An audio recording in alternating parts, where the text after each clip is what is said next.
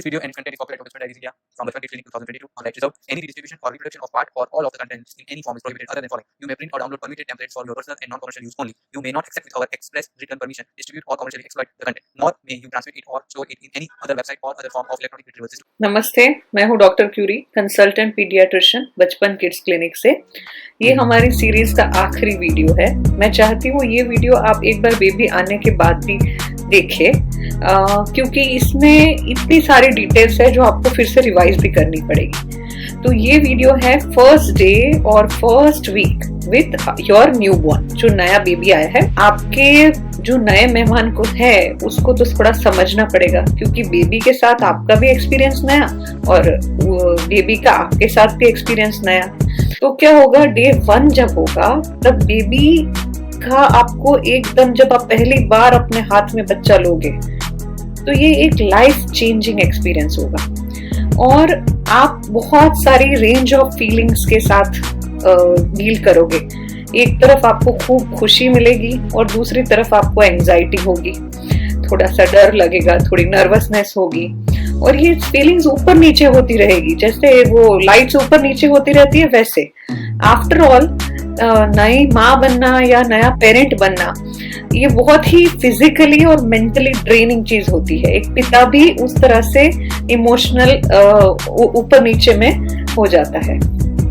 आप देखोगे, आप थोड़ी देर बच्चे को देखोगे, आप सोचोगे इतना छोटा सा है, या तो उसकी नॉर्मल डिलीवरी हुई होती है या तो उसका सिजेरियन हुआ है, तो वो रिकवर हो रही है इन स्पाइट ऑफ सबसे ब्यूटीफुल गिफ्ट बाजू में होने के बावजूद भी इतनी वो थक जाती है, एग्जॉस्ट हो जाती है। और अभी उसका काम जो है वो रिलैक्स होना है और दूसरा ब्रेस्ट फीडिंग शुरू करना है। ये 2 इम्पोर्टेंट काम है। इसमें आप देखोगे कि बेबी को जो फर्स्ट फीड जो मिलता है मदर से वो थिक होता है, थोड़ा सा गाढ़ा होता है और वो उसे कोलोस्ट्रॉम, थोड़ा सा येलोइश भी दिख सकता है, उसे बोलते हैं कोलोस्ट्रॉम। कोलोस्ट्रॉम मेडिकल भाषा में बहुत ही इंपॉर्टेंट चीज है। उसको बिल्कुल पुराने जमाने में ऐसा था कि उसको फेंक दिया जाता था, पर अभी उसके मेडिकल बेनिफिट्स इतने ज्यादा है। उसमें बेबी के लिए एंटीबॉडीज है जो उसकी रोग प्रतिकारक शक्ति बढ़ा देता है, उसमें एनर्जी लेवल भी ज्यादा है। तो आप देखोगे कोलोस्ट्रॉम जो है वो फर्स्ट थिक मिल्क है मदर का, जो एकदम बच्चे के लिए जरूरी चीज है। तो ये एक ही काम है जो माँ को करना है, वो है ब्रेस्ट फीडिंग शुरू कर देना। जब फर्स्ट टाइम आप ब्रेस्ट फीडिंग कराते हो तो वो प्रोसेस को बोलते हैं इम्प्रिंटिंग। तो जो बच्चे को सिखाया जाएगा कि ये दूध यहाँ से पीना है, वो उसके दिमाग में रजिस्टर हो जाएगा। तो इस प्रोसेस को बोलते हैं इम्प्रिंटिंग। और अगर आप हमारे early skin to skin contact and breast crawl के वीडियो को प्रॉपरली देखोगे तो आपको ये प्रोसेस पूरा एकदम इजी हो जाएगा। कि तो फर्स्ट फीड आपको बस यही ध्यान रखना है कि ब्रेस्ट फीडिंग होना चाहिए, ना ही कि फॉर्मूला फीड। कभी कभी ऐसा होता है कि गायनेकोलॉजिस्ट और घर में भी सबको यही लगता है कि कोई बात नहीं, मम्मी थकी हुई है तो फॉर्मूला फीड शुरू करते हैं, पर तब वो आपका इम्प्रिंटिंग प्रोसेस है वो थोड़ा गड़बड़ हो जाएगा। तो कोशिश करें कि जो बेबी का फर्स्ट फीड है वो ब्रेस्ट फीड ही रहे।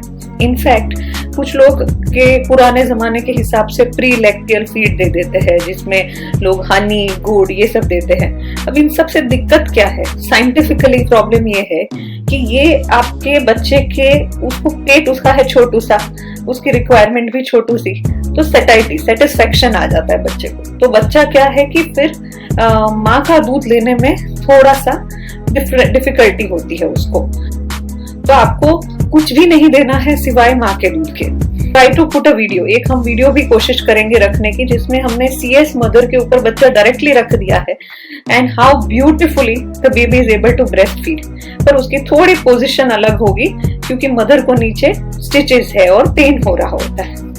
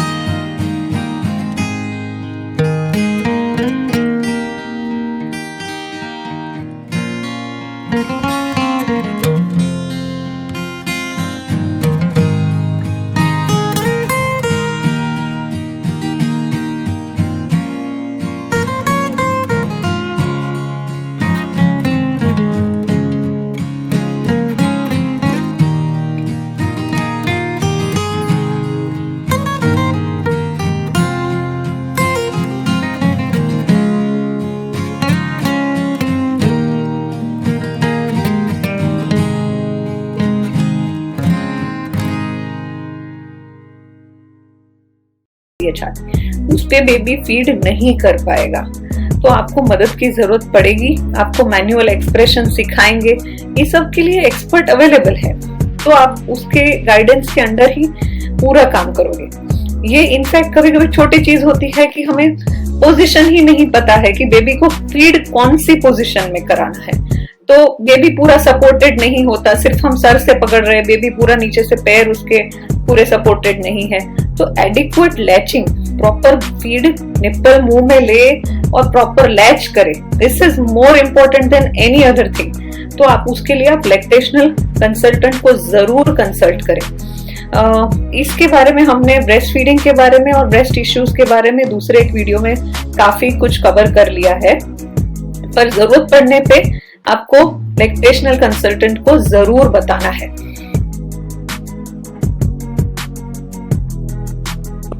अब आप जब बच्चे को सबसे पहले देखोगे ना, तो आपका जो ड्रीम बेबी, हम यूजुअली एक्सपेक्ट करते हैं कि जो वीडियो में फोटो में हम ड्रीम बेबी देखते हैं वैसा बेबी आ जाएगा, पर न्यूबॉर्न्स हर बार क्यूट नहीं होते हैं। आप देखोगे कभी कभी बेबी की स्किन वाइट है, शाइनी है, कभी कभी उसके ऊपर ऐसे वैक्स जैसा कुछ कोटिंग है, ये नॉर्मल है और ये प्रोटेक्टिव लेयर है ताकि बेबी ठंडा ना पड़ जाए, हाइपोथर्मिया ना हो जाए।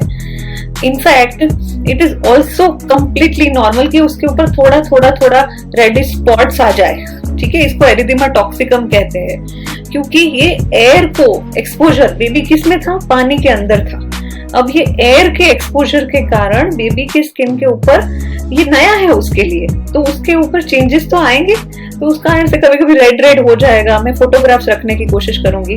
कभी कभी कहीं ना कहीं छोटी जगह पे, जैसे बैक में, बटक्स में उनको ब्लू हो जाएगा, मंगोलॉइड स्पॉट्स बोलते हैं उसको। जब भी बाल देखोगे तो यूजुअली जो शुरुआत के बाल है ये टेम्पररी है, तो जरूरत नहीं है आप उससे डर जाओ। कभी कभी गोल्डन हेयर होंगे उसको, प्री मैच्योर बेबी है तो बैक पे और पूरे बॉडी पे ज्यादा बाल होंगे।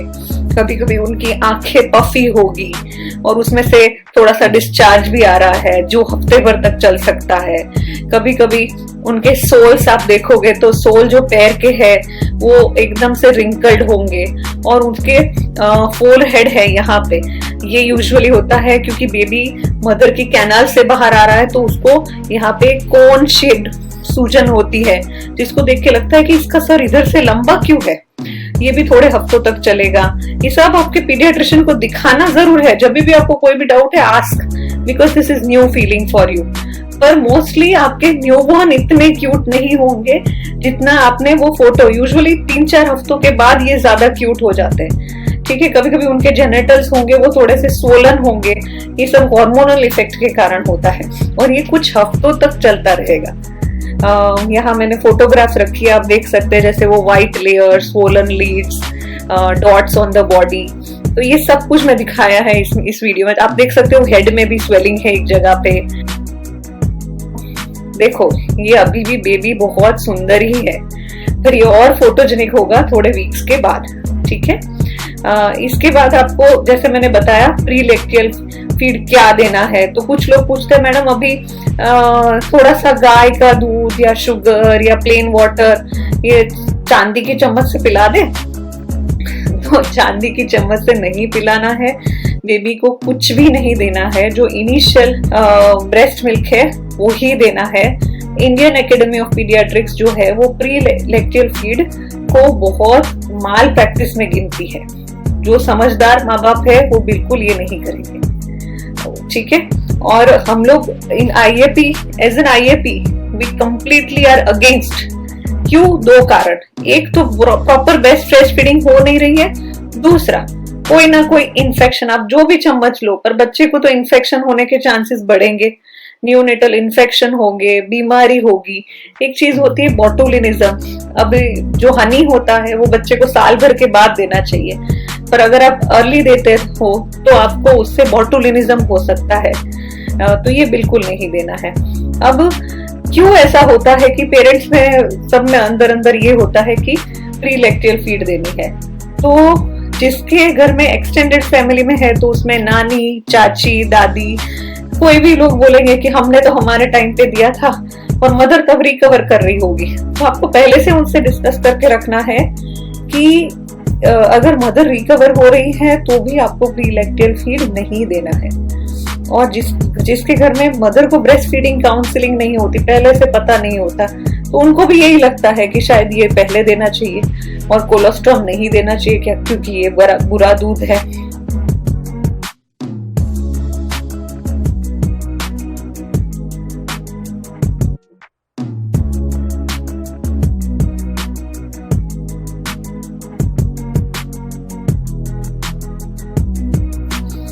हमेशा याद रखिए, एक्सक्लूसिव ब्रेस्ट फीडिंग का मतलब है कि बच्चे को सिर्फ माँ का दूध जा रहा है और कोई फूड, वाटर या कोई भी लिक्विड या कुछ भी। हालांकि आप विटामिन्स और मेडिसिन को एक्सक्लूसिव ब्रेस्ट फीडिंग में ज़रूर कंसिडर कर सकते हैं।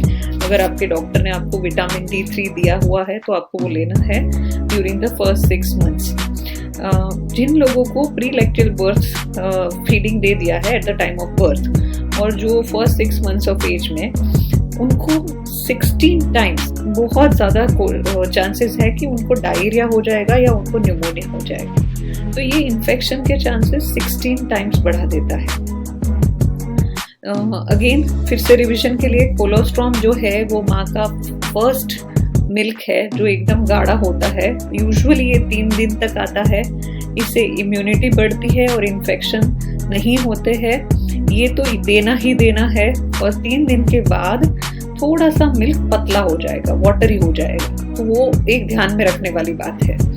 इनफैक्ट पेरेंट्स को एक दूसरे से बात करनी चाहिए कि ये भूलना नहीं है। तो जब आप कम्युनिटी बनाओ, जब आप दूसरे पेरेंट्स के साथ जुड़ो, तब आप ये बात बार बार बताओ सबको। घर में जो भी पेरेंट्स है उनसे भी बात करो कि ये बहुत जरूरी चीज है। देखो फिर से यहाँ पे वही मैंने बताया है कि प्रीलैक्टियल फीड के लिए बिल्कुल ना है। फर्स्ट 3 डेज में सिर्फ माँ का दूध ही शुरू करना है।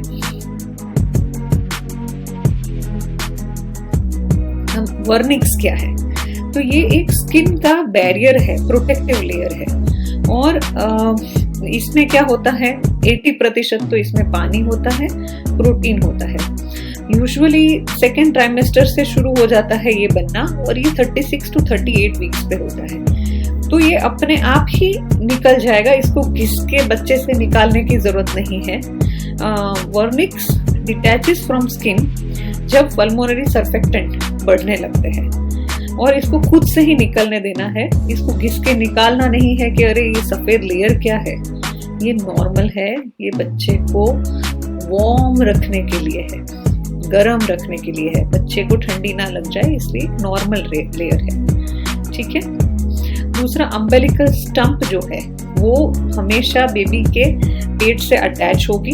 नॉर्मली कैसी होगी, थोड़ी सी येलोइश ग्रीन होगी, थोड़ी पल्पी होगी और फर्स्ट वीक में धीरे धीरे ड्राई हो जाएगी। इसके ऊपर कुछ भी नहीं लगाना है और वो ब्राउनिश ब्लैक कन्वर्ट होके 2nd हफ्ते में अपने आप ही गिर जाएगी। अगर बाद में नहीं गिरती तो आपको डॉक्टर को जरूर बताना है। देखो इसमें फोटोग्राफ्स है जिसमें एक बच्चे का 7 घंटे का है, उसकी आप अम्बिलिकल कॉर्ड देख सकते हो कैसी प्लम्प और येलो है, और दूसरा बच्चा जो है उसकी थोड़ी ड्राई आउट हो गई है। ठीक है। इसके अंदर क्या 2 आर्टरीज होती है, एक वेन होती है, उसके कारण वो जो ब्लैक कलर का दिख रहा है वो नॉर्मल है। ठीक है। और उसके ऊपर इन्होंने क्लैंप लगाई हुई है। क्लैंप क्यों लगा देते हैं? ताकि उसमें से ब्लीडिंग ना हो। ठीक है। ये देखो आपने एक दूसरे में हार्ड और ड्राई हो चुकी है और धीरे धीरे निकल जाती है इस तरह से। अब फर्स्ट क्लीनिंग कब करनी है? तो WHO गाइडलाइंस के हिसाब से उनको फर्स्ट दिन बेबी को बिल्कुल मदर से अलग नहीं करना है for the purpose of bathing and cleaning. बिल्कुल नहीं करना है, जो मोस्ट बर्थ सेंटर में होता है। बर्थ सेंटर में क्या बोलते हैं, बेबी को साफ करके एकदम सॉफ्ट क्लीन करके दे दो, जरूरत नहीं है। ठीक है। फर्स्ट स्टेप हमेशा स्किन टू स्किन कांटेक्ट और ब्रेस्ट कॉल ही है। फर्स्ट क्लीनिंग एक्चुअली क्या करना है कि भाई एक बार आपने ब्रेस्ट फीडिंग करा लिया, फिर थोड़ा सा आपको साफ सुथरा बच्चा रखना है कि ब्लड लगा हुआ है या कुछ, तो वो स्पॉन्जिंग करना है एकदम हल्के गुनगुने पानी वाले टॉवेल से। डायरेक्टली पानी नहीं लेना है, सॉफ्ट टॉवेल लेनी है, उससे थोड़ा सा बेबी को क्लीन कर सकते हैं में रखा हुआ है। आप देख सकते हो कितने हल्के हाथों से बेबी को थोड़ा सा स्पॉन्जिंग किया हुआ है। अम्बिलिकल कॉर्ड को क्या करना है ड्यूरिंग क्लीनिंग कि बेबी फर्स्ट मतलब उसको छूना ही नहीं आइडियली तो, ठीक है। जब आप फर्स्ट बाथ दे रहे हो तब आप मेडिकेटेड कॉटन या वार्म वाटर से क्लीन कर सकते हो, बाकी कीप इट ड्राई। उसको एक्चुअली छूने की कोई जरूरत नहीं है। ड्राई टॉवेल और ड्राई रखो बच्चे उसको, और इसको हो सके उतना कम से कम उसके कांटेक्ट में कुछ भी आना चाहिए। WHO ने बोला है कि आइडियली 24 घंटे तक तो बेबी को नहलाना नहीं है, और उसके बाद भी उसको थोड़ा आराम से स्पॉन्ज ही करना है जब तक अम्बिलिकल कॉर्ड गिर नहीं जाती है। कोई हरी नहीं है, कोई जल्दी नहीं है, क्योंकि जो वर्निक्स कैजियोजा है जिसके बारे में हमने देखा, जो व्हाइट लेयर है वो प्रोटेक्ट करती है इन्फेक्शन के अगेंस्ट, बच्चे की स्किन को सॉफ्ट रखती है, स्किन की इम्यूनिटी बढ़ाती है। तो अर्ली बाथिंग से हाइपोथर्मिया का रिस्क बढ़ जाता है, और उसके कारण हाइपोथर्मिया मतलब लो बॉडी टेम्परेचर कम हो जाती है। इनको थोड़ा सा वार्म रखना है बेबी को अपने, ठीक है। हॉस्पिटल के टाइम पे हम हमेशा बोलते हैं कि आप बस स्पॉन्ज क्लीनिंग कीजिए, वो भी वार्म वाटर से, टॉपिंग एंड टेलिंग टेक्निक से, और सिर्फ बेबी को फेस, नेक, आर्म पिट उससे क्लीन करना है, और फिर नेपी और जेनिटल एरिया में टेलिंग करना है। दैट्स इट, उतना क्लीन करना है। हमेशा उनके फोल्ड्स के ऊपर खास ध्यान रखिए क्लीनिंग के समय। अगर पहले बाथ के टाइम पे अगर अम्बिलिकल स्टम्प थोड़ी सी गीली हो जाती है तो कुछ भी नहीं करना है आपको, वो अपने आप ही ड्राई हो जाएगी। बस उसको ओपन रखे, क्लीन रखे। कभी कभी हमें डर लगता है कि ये थोड़ी सी गीली हो गई तो क्या होगा, इन्फेक्शन हो जाएगा, स्लो डाउन हो जाएगी हीलिंग, पर ये तभी चिंता नहीं करनी है। बेबी के बाथ के बाद थोड़ा सा हल्के हाथों से आपको स्टम्प को सॉफ्ट टॉवेल से PAT it dry, just that's it. थोड़ा सा आपको उसको सूखा कर देना है, ठीक है। जब भी आप क्लीनिंग कर रहे हो, बाथिंग कर रहे हो, तो आपको बेबी को वार्म रखना है और बेबी की कॉर्ड को खुला रख देना है 2-3 मिनट के लिए, जब आप कपड़े पहना रहे हो उससे पहले, क्योंकि क्या होगा कि कपड़े उसके ऊपर आ जाएंगे तो भी उसको थोड़ा सा इन्फेक्शन होने के चांसेस। तो लेट इट ड्राई, ठीक है। कोई भी पाउडर, टैल्क, ऑयल, डिसइंफेक्टेंट कुछ भी लगाना नहीं है। कहीं पुरानी प्रैक्टिसेस होती है उसमें ये लगा दूं, वो लगा दूं, कुछ नहीं लगाने की जरूरत है, just let it dry. Antiseptics कभी कभी देते हैं, पर एंटीसेप्टिक्स तब देने हैं जब डॉक्टर ने बताया है। बाकी एंटीसेप्टिक के कारण भी लंबा समय तक अम्बिलिकल कॉर्ड फॉल ऑफ नहीं होगी। इसीलिए कोशिश करनी है कि जितनी हो सके साफ और ड्राई रहना है। और कभी कभी क्या होता है, कोई पाउडर से क्या होगा कि उसकी जो आर्टरी होगी, वो वेन होगी, वो ब्लॉक हो जाएगी और उसके कारण अम्बिलिकल ग्रैन्युलोमा भी हो जाए। इसीलिए पाउडर भी आइडियली उसके ऊपर रेकमेंडेड नहीं है, कोई भी पाउडर लगाने की जरूरत नहीं है। जब अम्बिलिकल कॉर्ड हील हो जाती है तो अपने आप ही 1 हफ्ते या 2 हफ्ते में गिर जाएगी। और कभी कभी इसी के पहले आइडियली अगर आप फर्स्ट बाथ दो तो वो ज्यादा सही रहेगा, क्योंकि वो गिर जाएगी तो उसके बाद आपको गीले होने के कोई स्ट्रेस ही नहीं है। पर आप कोशिश कर सकते हो कि आपको अगर ऐसा है कि पहले कभी थोड़ा सा बात कराना है वार्म वाटर से, अगर बेबी का वेट अच्छा है तो आपको कोशिश करनी है कि वो बस एक क्लीन रहे, बराबर। हमेशा वो ड्राई रहनी चाहिए, और जब आप क्लीन टॉवेल से क्लीन कर रहे हो तो 2-3 मिनट उसको कपड़े पहनाने से पहले थोड़ा सा खुला रख दें। कब आपको चिंता नहीं करनी है कि भाई कोई प्रॉब्लम नहीं है, तो थोड़ा सा कभी कभी क्या होगा कि वहां पे थोड़ा सा ब्लड होगा, बराबर, और वो बेबी के नैपी के ऊपर चिपक जाएगा। तो उसमें चिंता नहीं करनी, क्योंकि वो जो स्टंप है वो घिसा है बेबी के नैपी के साथ, तो इसके कारण बेबी को कुछ नहीं दुख रहा है। कभी पेरेंट्स को लगता है मेरे बच्चे का ब्लड निकला, उसको दुख रहा होगा, तो उसको दुख नहीं रहा है। इट्स जस्ट स्टंप बेबी के नैपी के साथ घिस रहा है। हाँ, पर आपको ध्यान कब रखना है, जब आपको लगे कि ये तो इसमें से कुछ अनप्लेजेंट स्मेलिंग, गंदा सा या रेडिश डिस्चार्ज आ रहा है या फूल गया है, ये सब चांस है, आजू बाजू बहुत सूजन आ गई है, तब आपको डॉक्टर को जरूर दिखाना है। इनफैक्ट आपको जब भी कोई भी डाउट है तो आप अपने डॉक्टर को दिखा सकते हो। देखिए ये जो है ये है science of umbilical cord infection. आप देख सकते हो कि इसमें पस दिख रहा है एक जगह पे और एक जगह पे अम्बिलिकल कॉर्ड के आजू बाजू रेडनेस हो गई है।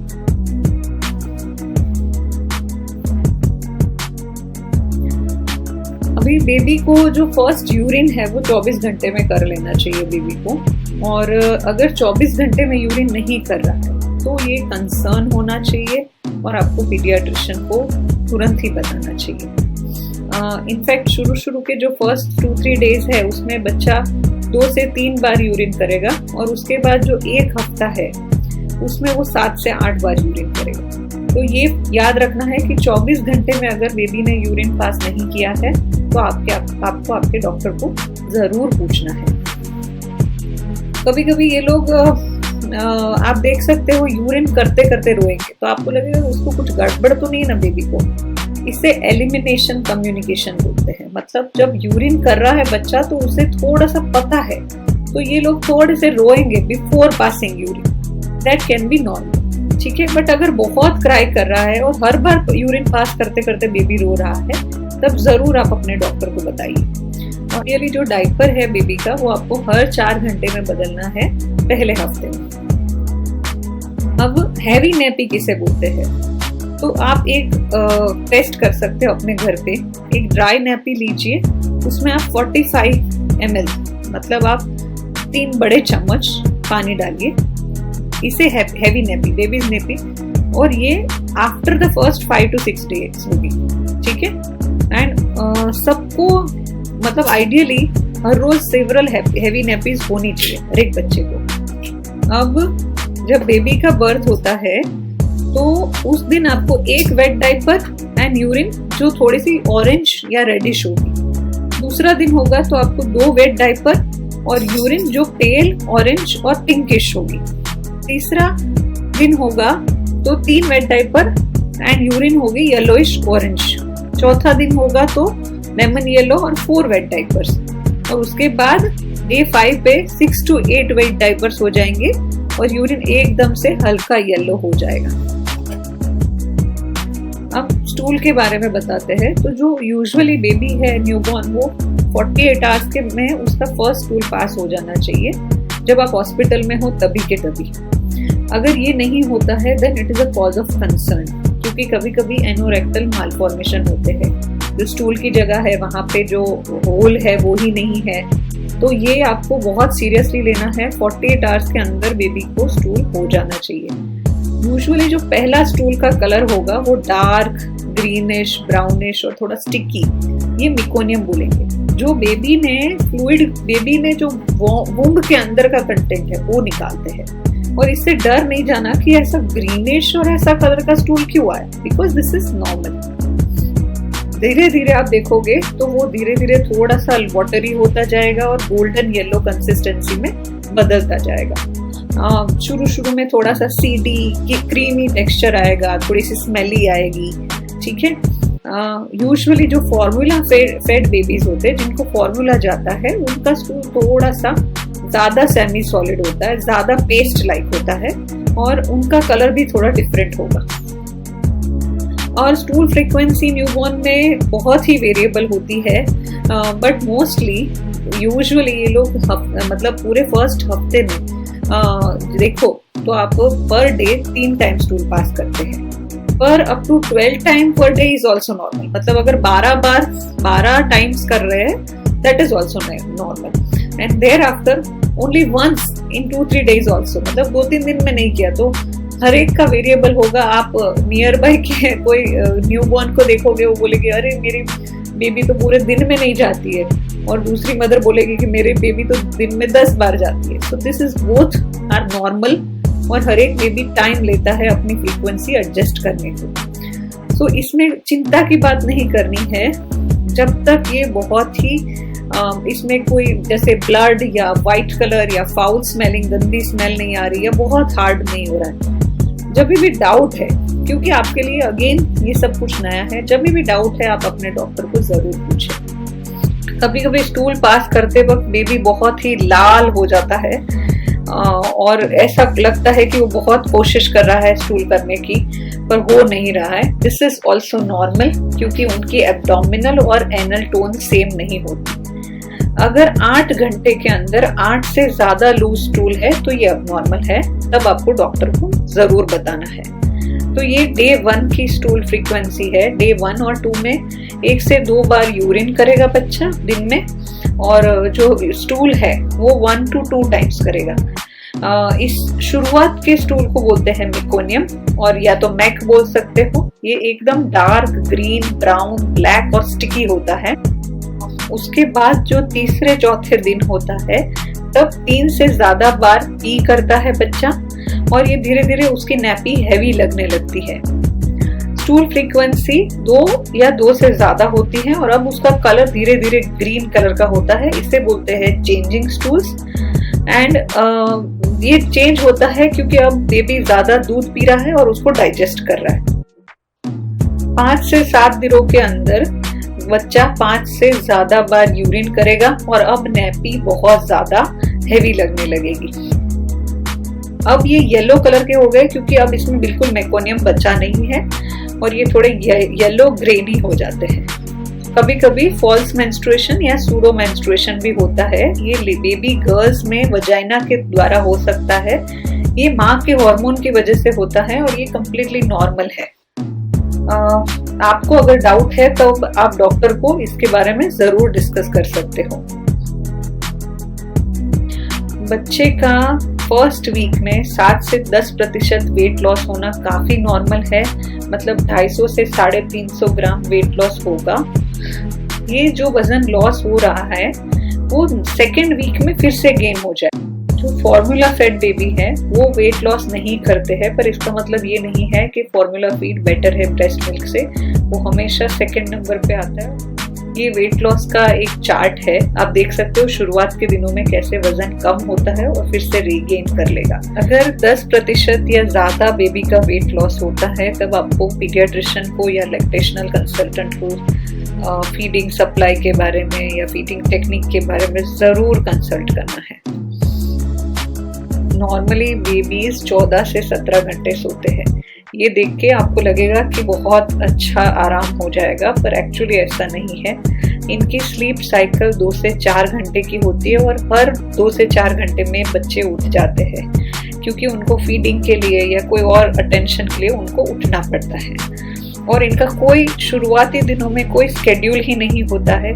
ये कभी भी दिन में सो जाते हैं, रात को नहीं सोते हैं, अनटिल इनका कोई प्रॉपर स्लीप रूटीन एस्टैब्लिश हो जाए। हम उसके बारे में एक नेक्स्ट वीडियो में ज़रूर बात करेंगे। ये लोगों को डे और नाइट उसके बीच में कंफ्यूजन रहती है। क्या होता है कि बेबी जब पेट में है तब पूरा डार्क ही होता है, और उनको पता नहीं है कि दिन क्या है, रात क्या है। जब मम्मी की मूवमेंट होती है, मम्मी बहुत एक्टिव होती है, तब उनको लगता है कि ये सोने का टाइम है, तब वो सो जाते हैं। और जब मम्मी सो जाती है तब वो उठ के किक करते हैं। तो आपने नोट किया होगा जब भी बेबी पेट में होते हैं तो खास करके रात को ही किक करते हैं। जैसे ही बेबी बाहरी दुनिया में एडजस्ट होता है तब वो अपना ओन मेलेटोनिन जो स्लीप रेगुलेटिंग हार्मोन है वो डेवलप, और फिर रात की नींद उसके हिसाब से डेवलप करता है, स्लीप पैटर्न डेवलप करता है। यूजुअली ये 1 महीने के अंत में हो जाता है। कुछ बच्चों को इसमें ज्यादा समय भी लग सकता है। आपको इसकी बेबी की नॉर्मल स्लीप रेडीनेस की साइन को समझना पड़ेगा, जैसे यौन करना, आंखें खुजलाना, क्राई करना। कभी कभी रोते हैं बच्चे सोने के लिए, या तो एकदम शांत हो जाते हैं, आपकी तरफ से ध्यान हटा देते हैं। तो आपको उनको राइट एनवायरनमेंट प्रोवाइड करना है ताकि वो कंफर्टेबली और सेफली सो पाए। 3 स्टेट होते हैं, ड्राउजी मतलब pre sleep state, deep sleep state मतलब एकदम क्वाइट वाला, और बाद में आता है एक्टिव REM स्लीप जिसको बोलते हैं ड्रीम स्लीप। और कभी कभी आप देखोगे कि बेबी जरा सा मूव करता है नींद में, स्माइल करता है, फीडिंग करने जैसा मूवमेंट करता है। तो ये जो है 40 to 45 मिनट्स का, ये एक्चुअली एक्टिव REM स्लीप है, या इसको बोलते हैं dream sleep. Normal feeding behaviour बच्चे का ये रहता है कि आपको पहले 6 महीने तो ब्रेस्ट फीड ही करानी है, पानी भी नहीं देना है। क्यों पानी नहीं देना? क्योंकि 70% मदर के मिल्क में पानी है और जितना हो सके उतना उनको ब्रेस्ट फीडिंग ही कराना है। उसके प्रॉपर टेक्निक के अलग से वीडियो दिए हैं हमने अपने बचपन डायरीज में। कभी भी आप नाप नहीं सकते हो कि कितना ब्रेस्ट फीड में कितना मिल्क गया होगा, तो उससे पता लगता नहीं है कितना वॉल्यूम देना है। बट जब भी बेबी निप्पल छोड़ देता है या फिर आराम से सो जाता है, तब यूजुअली बेबी सेटिस्फाइड होता है। आप ये भी देख सकते हो कि अगर यूरिन फ्रीक्वेंसी अच्छी है तो इसका मतलब बेबी को अच्छा फीड जा रहा है, बेबी का वेट बढ़ रहा है तो मतलब अच्छा फीड जा रहा है। पर अगर आप एक्सप्रेस कर रहे हो, पंप कर रहे हो मिल्क को, तो उसके लिए आपको एक स्लाइड में दे रही हूँ नेक्स्ट। या तो आप अगर फॉर्मूला दे रहे हो तो आपको दिन के 8 से 10 फीड देने हैं और उनकी रिक्वायरमेंट मैंने उसमें डाली हुई है नेक्स्ट स्लाइड में। फॉर्मूला फीड बेबीज की रिक्वायरमेंट थोड़ी सी कम होती है क्योंकि फॉर्मूलाज डाइजेस्ट करने थोड़े मुश्किल हैं, और अगर उनको आपने ओवर फीड कर दिया तो फिर क्या होगा, बेबी वॉमिट करेगा या तो एस्पिरेट कर लेगा। तो एस्पिरेट मतलब सांस की नली में चला जाता है एक्स्ट्रा दूध जो होता है। तो कोशिश करनी है कि जो आप फॉर्मूला फीड कर रहे हो तब ये स्लाइड को फॉलो करो। ये स्लाइड आप पॉज करके शांति से प्रिंट आउट भी निकाल सकते हो। नॉर्मल न्यूबॉर्न एक्टिविटीज जो है उसमें क्या क्या होता है, एक तो होता है टमी टाइम। टमी टाइम मतलब बेबी को पेट के बल जमीन पे या फ्लोर पे कोई भी हार्ड सरफेस पे, चाहे प्ले मैट के द्वारा या क्लीन टॉवेल पे उसको लेटाना। खास याद रखना है कि बेबी इस टाइम पे जागरूक अवस्था में होना चाहिए और दूसरी आपकी नजरों के सामने सुपरविजन में होना चाहिए। अगर आप इधर उधर देख रहे हो तो दुर्घटना घट सकती है। टमी टाइम से क्या होगा, बेबी को मसल स्ट्रेंथ बढ़ेगी, उनकी गर्दन उठाने की क्षमता बढ़ेगी और बाद में वो आराम से, जैसे उनके मसल्स टाइट होते हैं तो धीरे धीरे बैठना और क्रॉल करना सीखेंगे। तो आप टमी टाइम घर पे जाओ तब से शुरू करो, और जब अम्बेलिकल कॉर्ड, अम्बेलिकल स्टंप जो है वो थोड़ा सा ड्राई हो जाए तब से, क्योंकि वो बीच में नहीं तो हिंड्रेंस की तरह आएगा, बेबी को पेट के बल रख रहे हो तब। ठीक है, आपको शुरू कैसे करना है, दिन के 2-3 सेशन देने हैं सिर्फ 3 से 5 मिनट के फर्स्ट हफ्ते में, और उसके बाद धीरे धीरे लॉन्गर स्ट्रेचेस में आपको बढ़ाता जाना है।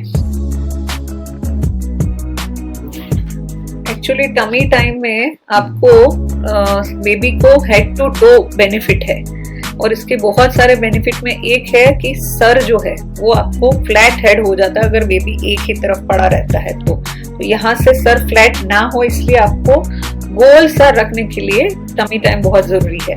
आंखों में देखा जाए तो उसकी depth perception, visual motor development, ये सब टमी टाइम से इम्पोर्टेंट से होता है। उसकी हाथों में ताकत बढ़ती है और क्रॉलिंग में बाद में हेल्प करता है। हाथ में आप देख सकते हो तो जो हैंड के आर्चेस है और फाइन मोटर स्किल्स है छोटे छोटे, वो भी इसमें इम्पोर्टेंट है। दूसरा, टमी में आप देखोगे कि कुछ बच्चों को गैस के, कॉन्स्टिपेशन के ये सारे इश्यूज रहते हैं। टमी टाइम के कारण ये सब कुछ एकदम सही रहता है। इनको कभी एंटीकोलिक मेडिकेशंस की जरूरत नहीं पड़ती है अगर वो प्रॉपर टमी टाइम देते हैं तो। हिप के स्ट्रेचेस में, उसमें मसल में डेवलपमेंट में काफी सही रहता है। लेग्स के मसल में डेवलपमेंट होता है और वो क्रॉलिंग में अगेन हेल्प करते हैं। बैक के पोस्चर में, स्ट्रेंथ में, स्केलेटल अलाइनमेंट में, ये सब में फायदा रहता है। और गर्दन जो है, खास करके जो गर्दन के मसल्स है उसमें, हेड कंट्रोल में, ये सब में बहुत स्ट्रेंथ बिल्टअप होती है। तो आप याद रखें, जब भी आप शुरू करें तो बेबी एकदम जागरूक और अलर्ट अवस्था में होना चाहिए और एक फर्म सरफेस पे शुरू करें, ना ही कि एकदम सॉफ्ट सरफेस पे। आप कोशिश कर सकते हो कि फ्लोर के ऊपर ही मैट बिछा दो, उसके ऊपर टमी टाइम दो। और ये सुपरवाइज्ड प्रोसीजर होना चाहिए कि आपको हमेशा बेबी को सुपरवाइज करते ही रहना है। आप इसको डेली एक्टिविटीज में इंक्लूड कर सकते हैं, जैसे आप टॉवेल ड्राइंग कर रहे हो, बाथ के बाद डाइपर चेंज कर रहे हो, बर्पिंग के बाद आप पेरेंट के लैप पे रख रहे हो, लोशन लगाते वक्त, मसाज करते वक्त, पेरेंट्स के चेस्ट पे। एयरप्लेन तरीका होता है जिसमें बेबीज को बहुत मजा आता है, तब आप कर सकते हो। मिरर प्ले के टाइम पे कर सकते हो। तो टमी टाइम एक बहुत ही इम्पोर्टेंट चीज है। आप टमी टाइम के वेरिएशन में ये कर सकते हो कि कभी उसको बेबी को पिलो पे करा दिया, कभी पैर पे करा दिया, कभी बेली पे करा दिया। एक जो सिंगल बेस्ट एक्टिविटी है 6 महीने के अंदर जो मोटर डेवलपमेंट एनहेंस करती है, तो ये टमी टाइम है। और उसके टाइम और वेरिएशन के बारे में और अर्ली लर्निंग अपॉर्चुनिटीज के बारे में हमने अलग से वीडियो बनाए हैं। नॉर्मल न्यूबॉर्न एक्टिविटीज में एक टाइम होता है मसाज टाइम, और इसको टमी टाइम के साथ आप कंबाइन कर सकते हो। जब ऑयल यूज करने की बात है तो कोशिश करें कोकोनट ऑयल या ऑलिव ऑयल यूज करें।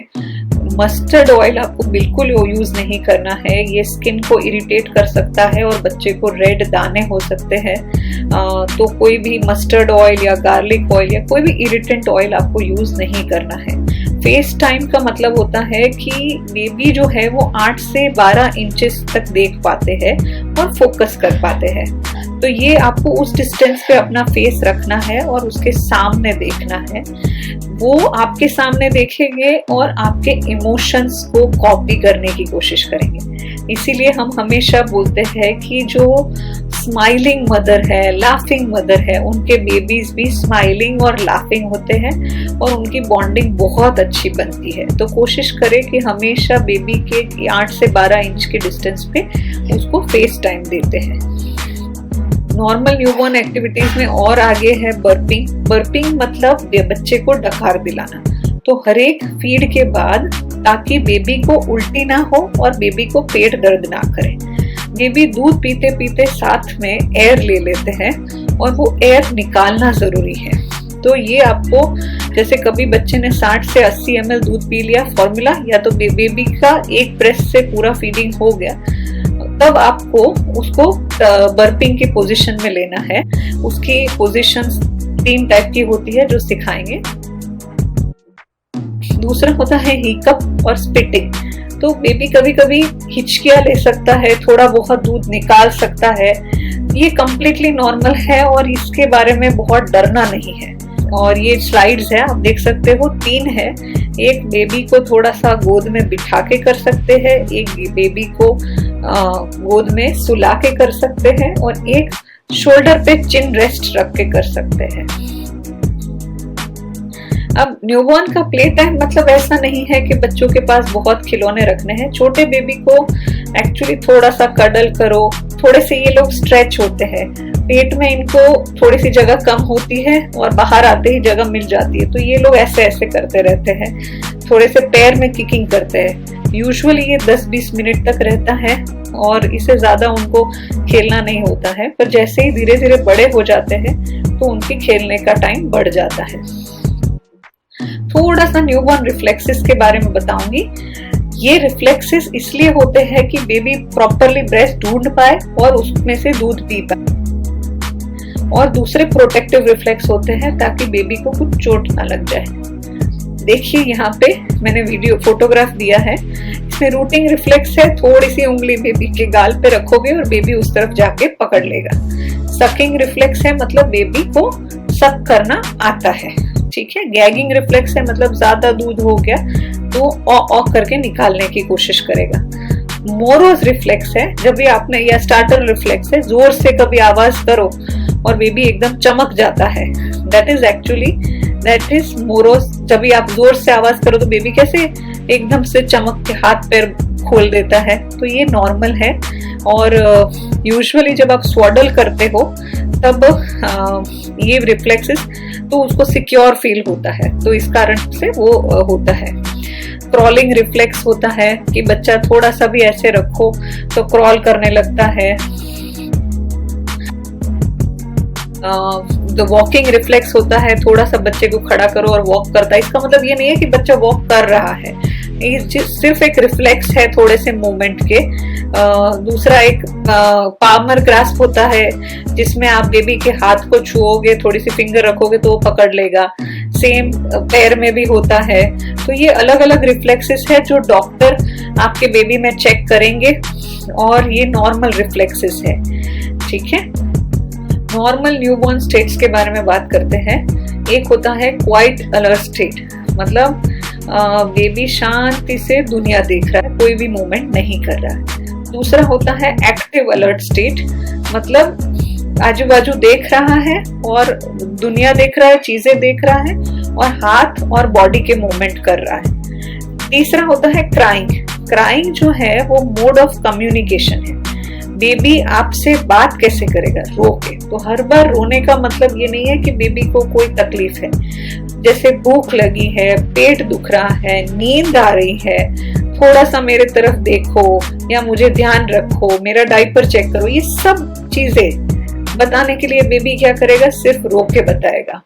नॉर्मल क्राइंग बच्चे की 1 से 5 घंटे होती है, तो क्राइंग के 10 कारण है, हर बार बेबी एक कारण से रोता नहीं है। ये आपसे बात करने का तरीका है। हर बार ये मतलब नहीं है कि एंटीकॉलिक ड्रॉप्स दे दो बच्चे को।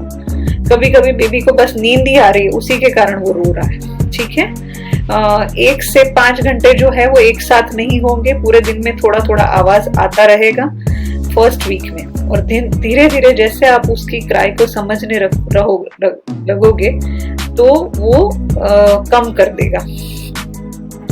न्यूबॉर्न का रेस्पिरेशन आप देखोगे तो थोड़ा सा इरेगुलर होता है, वो कुछ 10 सेकंड तक बीच में या 10 सेकंड या उससे कम बीच में पॉज भी ले लेते हैं, एंड ये नॉर्मल है। पर अगर ये पॉज 10 सेकंड से ज्यादा है या बेबी ब्लू हो जाता है, तब ये बहुत ही एबनॉर्मल है और आपको डॉक्टर को जरूर इन्फॉर्म करना है और तब बेबी को स्टिमुलेट करना है, जगह देना है और आपको डॉक्टर को तुरंत लेके जाना है, इमरजेंसी में डॉक्टर के पास जाना है। उसके टाइम पे पीडियाट्रिशियन आपके पास आएंगे तो जो फॉलोइंग कंसर्न्स मतलब देख लेने हैं।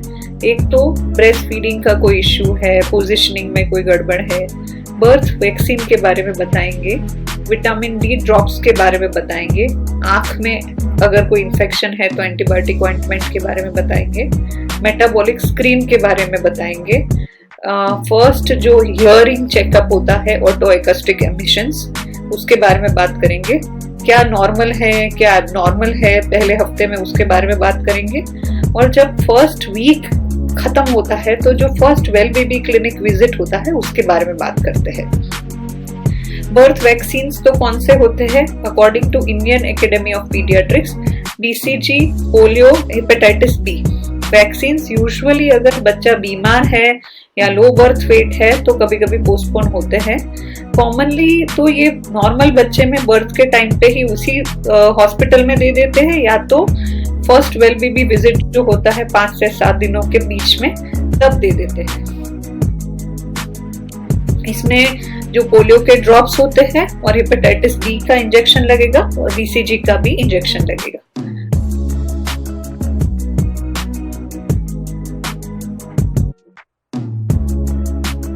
विटामिन के इंजेक्शन जो है वो एक सिंगल इंजेक्शन होता है बर्थ के टाइम पे, और ये बेस्ट और प्रिफर्ड चॉइस है। इंट्रामस्कुलर रूट से इसको देते हैं, पहले 6 घंटे के अंदर दे देना चाहिए। एक्चुअली इससे क्या होता है, ब्लीडिंग टेंडेंसी बच्चे में कम होती है और ये तुरंत बर्थ के बाद दिया जाता है। कहीं सोशल मीडिया में ऐसी इंफॉर्मेशन है कि विटामिन के नहीं देना है, तो ये गलत इंफॉर्मेशन है। अकॉर्डिंग टू मेडिकल प्रैक्टिस इनको देना ही है ताकि ब्लीडिंग ना हो। दूसरा विटामिन डी देते हैं सारे ब्रेस्ट फेड बच्चों को, क्योंकि मदर्स मिल्क में विटामिन डी लेवल कम होता है और वो 400 यूनिट्स देते हैं ड्रॉपर की मदद से। 6 महीने तक का बच्चा नहीं हो जाता तब तक। जो फॉर्मूला फेड बच्चे हैं तो फॉर्मूला में भी विटामिन डी आता है, पर अगर वो 1000 से कम ml कंज्यूम कर रहे हैं यूजुअली 1 से 2 महीने की उम्र तक, तब वो डेफिनेटली विटामिन डी उनको तब तक देना है, उसके बाद उनको जरूरत नहीं पड़ेगी। 6 महीने के बाद विटामिन डी और आयरन चीजें देनी है 1 साल के लिए। तो आपके पीडियाट्रिशियन प्रिस्क्रिप्शन में चेंज लाएंगे और लिखेंगे विटामिन डी और आयरन।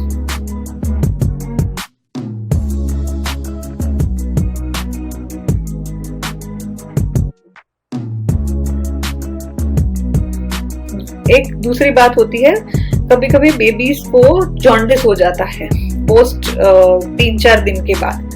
तो ये फिजियोलॉजिकल रिस्पॉन्स है, थोड़ा सा आंखें आपको पीली दिखेगी और इसे फिजियोलॉजिकल और नॉर्मल होता है, पर किसी किसी में ये ज्यादा हो जाता है। खास करके जो बच्चे प्रीटर्म है, जिसमें मदर और बेबी का ब्लड ग्रुप मिसमैच हो रहा है, उन सब में ये ज्यादा होता है। तो जब भी आपको कंसर्न है आप डॉक्टर को जरूर दिखाए, क्योंकि ये ज्यादा है कम है वो मेजरमेंट से पता चलेगा। कुछ मशीन्स होती है जो ट्रांसक्यूटेनियसली बिलीरुबिन नाप लेती है। तो ये डिसीजन खुद लेने के बदले आप डॉक्टर को जरूर पूछें। खास करके वार्निंग साइंस होती है जिसमें हाथ पीले पड़ जाते हैं, पैर पीले पड़ जाते हैं, ये बहुत सीरियस साइन है। बेबी दूध नहीं पी रहा है, बहुत चिड़चिड़ा और स्लीपी रह रहा है, तो ये सारी वार्निंग साइंस है। तब तो आपको डेफिनेटली पीडियाट्रिशियन के पास जाना है, और पीडियाट्रिशियन आपको ब्लड टेस्ट भी बोल सकते हैं जिससे उससे सिवियरिटी पता चले। आप देख सकते हो जो पीलिया है वो मुंह से लेके पैर तक जाता है, तो अगर हाथ पैर पीले हैं तो मतलब सबसे ज्यादा पीलिया है। तो डॉक्टर्स आपके चेक करेंगे ग्रेड कितना है और उसके बाद उसकी ट्रीटमेंट डिसाइड करेंगे। मोस्टली जो जिसको कम है पीलिया उसका कुछ नहीं करना है, उस बच्चे को वो अपने आप ठीक हो जाएगा।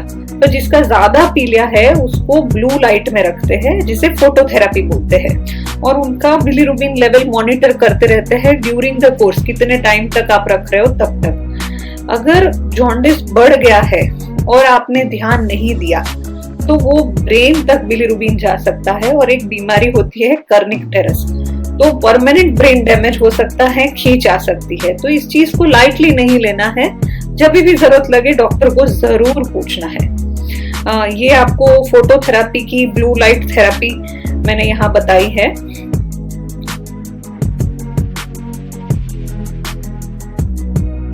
दूसरी एक चीज होती है मेटाबॉलिक स्क्रीनिंग।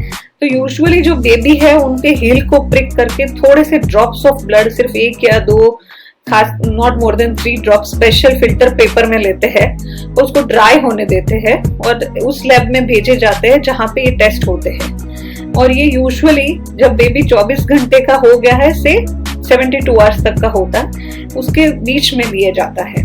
जब डिस्चार्ज हो रहा है ना 48 आवर्स पे, तभी यूजुअली लेते हैं। हालांकि हमारी कोई अभी नेशनल स्टैंडर्ड गाइडलाइंस नहीं है, बट फॉरेन में मतलब यूएस में या दूसरे कंट्रीज में ये लोग रूटीनली करते हैं। कुछ बर्थ सेंटर आपको बोलेंगे कि कराना है, पर आपको पहले से ये बर्थ प्लान में पता होना चाहिए। देखो जो ये मेटाबॉलिक स्क्रीनिंग है ना, उसके 2 इम्पोर्टेंट डिसऑर्डर है, हाइपोथायरॉयडिज्म और फिनाइलकीटोन्यूरिया, और ये दोनों ही बीमारी ट्रीटेबल रहती है। इसीलिए मेटाबॉलिक स्क्रीनिंग अगर करा लो तो कोई नुकसान तो बिल्कुल नहीं है, उल्टा फायदा ही फायदा है।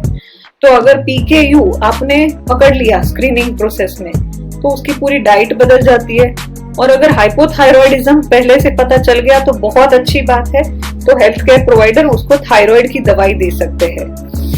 उसके सिवाय भी मेटाबॉलिक स्क्रीनिंग में काफी सारी बीमारियां जैसे cystic fibrosis, galactosaemia, sickle cell, TORCH, ये सब कुछ डिटेक्ट हो जाता है। तो इसमें नुकसान तो बिल्कुल कुछ है ही नहीं, अच्छा ही है। तो करा रहे हो तो there is nothing wrong in it, आपको पहले से पता चल जाएगा कुछ भी प्रॉब्लम होगी तो। जब आपको बेबी को घर पे लाना है, अब ये टाइम आ गया जब आप डिस्चार्ज हो रहे हो, तो मम्मी और बेबी को लेके आना है, तो छोटी छोटी चीजें ध्यान रख सकते हो कि बेबी का स्पेशल आउटफिट कौन सा रहेगा। और याद रखिए अगर ठंड ज्यादा है तो लेयर्स ज्यादा पहनानी है, ना ही एक मोटा बड़ा सा चीज पहना दो। जितने लेयर्स में कपड़े पहनाओगे बेबी को उतना अच्छा है। मदर का आउटफिट भी आपको देखना है कि लूज फिटिंग हो, टी शर्ट विद पजामा जैसा हो, कंफर्टेबल हो, जिसमें बेबी को नर्स कर पाए। एकदम अनकंफर्टेबल आउटफिट जिसमें बेबी को प्रॉपरली फीड भी ना कर पाए तो ये प्रॉब्लम होगा। कभी कभी ऐसा होगा कि प्री प्रेगनेंसी साइज जो है वो थोड़ी सी टाइट रहेगी, तो उसके कारण आपको एक साइज बड़ी बाई करनी पड़ेगी।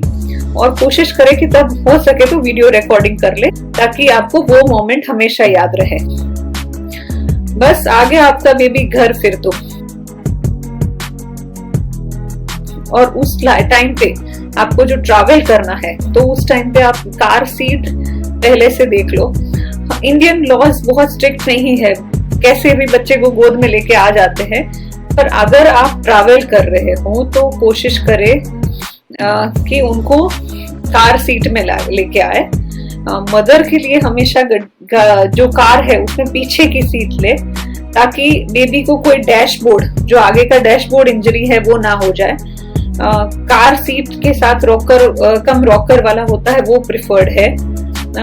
अगर आप कार सीट यूज नहीं कर रहे हो तो कोशिश करें कि बेबी उतना कुशन है कि उसमें वो सेफ रहे।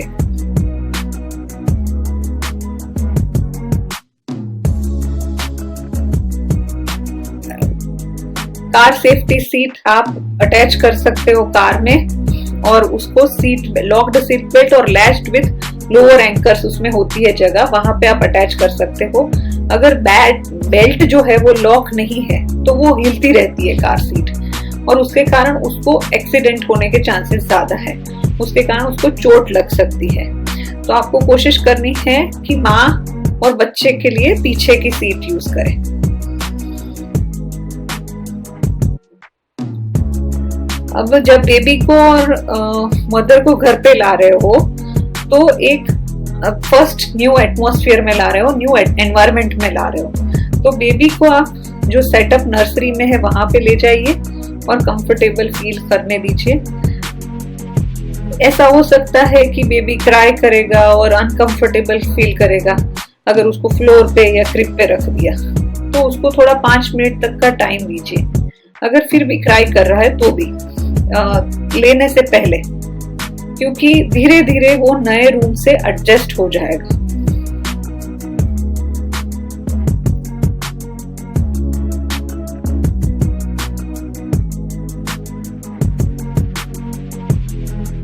अब विजिटर्स की भी थोड़ी सी एक डिटेल बता देती हूँ।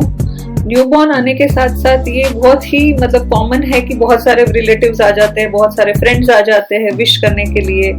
उनको भी लगता है आपकी खुशी में शामिल हो जाए, बट कोशिश करें कि आपके विजिटर्स के नंबर लिमिटेड हो शुरुआत के कुछ दिनों में, क्योंकि बेबी को इन्फेक्शन होने के बहुत चांसेस है। बाहर से लोग आते हैं, किसको क्या है, कोल्ड है, कफ है, वो सब हमें इंफॉर्मेशन नहीं होती है। इट्स ऑलवेज गुड कि विजिटर्स के नंबर थोड़े से रेस्ट्रिक्टेड हो। अगर किसी विजिटर को बेबी को अपने हाथ में लेना है तो उनको तभी अलाउ करना है जब वो पानी और साबुन से हाथ धो के आए।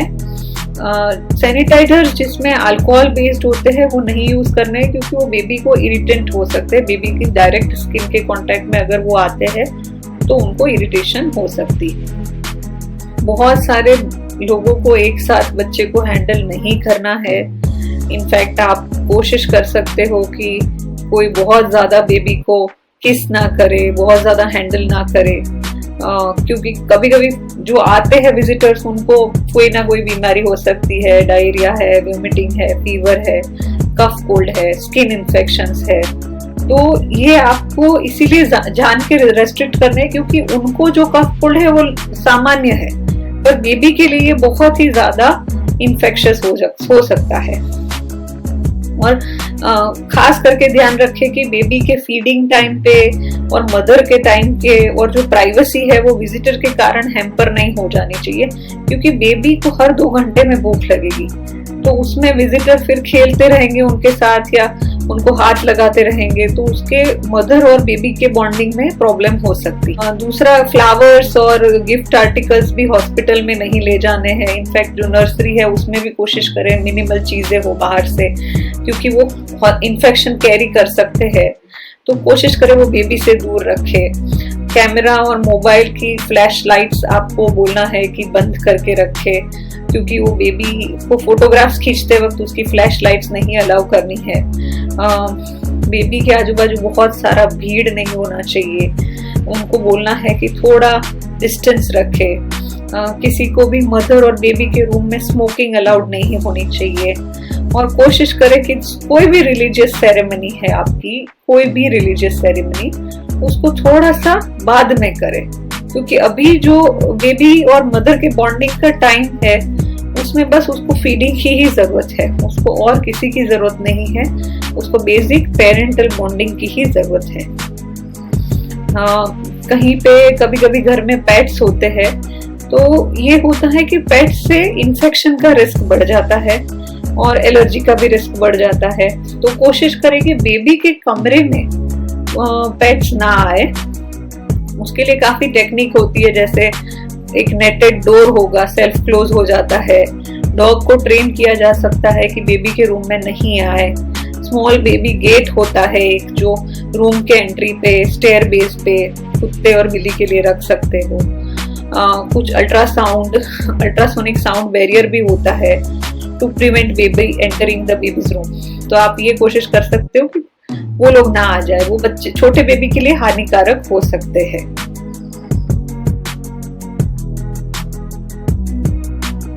कभी कभी जो पेट है उसका जो हेयर है वो गिर सकते हैं, तो कोशिश करें कि उनसे थोड़ा दूर रहे। आप अपने पार्टनर को बोल सकते हो कि अपने बेबी स्मेल वाली चीजें जो है, एक ब्लैंकेट है या कुछ, वो पहले से ही पेट के सामने रख दे। उससे क्या होगा कि उसे समझ आ जाएगा कि घर में ये आने वाला है। अदरवाइज बेबी बहुत ही अनफेमिलियर होता है और उसे एडजस्ट पेट को भी नहीं होता है। तो पहले से बेबी आने वाला है, ये एक बेबी का ब्लैंकेट घर में रख दो ताकि आपका पेट फेमिलियर हो जाए इस चीज से। और कभी भी अनसुपरवाइज्ड पेट और बेबी को साथ में नहीं रखना है।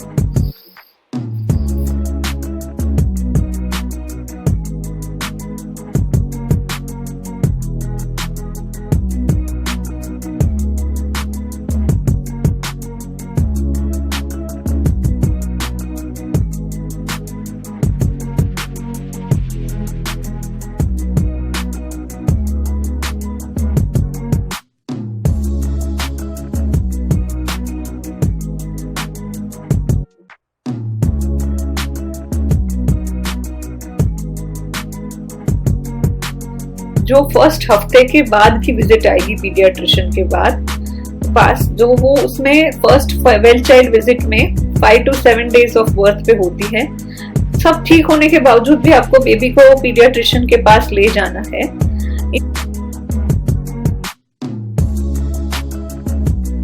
इफ यू हैव इश्यूज कि आपको कोई गड़बड़ लग रही है, कुछ समझ नहीं आ रहा है, तो उससे पहले भी आप जा सकते हो। उसमें क्या होता है, फिर से again height, weight, head circumference ली जाती है। ब्रेस्ट फीडिंग के कोई इश्यू है आप अभी भी पूछ सकते हो। आप जॉन्डिस के बारे में बात कर सकते हो, स्किन के बारे में बात कर सकते हो, अम्बेलिकल कॉर्ड के बारे में बात कर सकते हो, कोई बर्थ डिफेक्ट है तो बात कर सकते हो, कोई बीमारी की साइन है, कभी कभी हिप की प्रॉब्लम होती है बच्चों में, वो भी आप देख सकते हो। आप एक बार डिस्चार्ज कार्ड को रिव्यू कर सकते हो। थोड़ी जनरल इश्यूज के बारे में डिस्कस कर सकते हो कि स्लीप नहीं हो रही, यूरिन स्टूल पैटर्न के बारे में, कोई हाई रिस्क फैक्टर है। इसीलिए 7 दिन पे जाना बहुत जरूरी है, क्योंकि इससे पेरेंटल रिस्पॉन्सिवनेस और कॉन्फिडेंस बहुत बढ़ जाएगा। आप वैक्सीनेशन के बारे में पूछ सकते हो कि नेक्स्ट वैक्सीन कब आएगा, ओए के रिजल्ट क्या है, मेटाबॉलिक स्क्रीन के रिजल्ट क्या है, कोई विजन एब्नॉर्मलिटी है तो पता चल जाएगी। अगेन विटामिन D3 ड्रॉप्स के बारे में बात करनी है।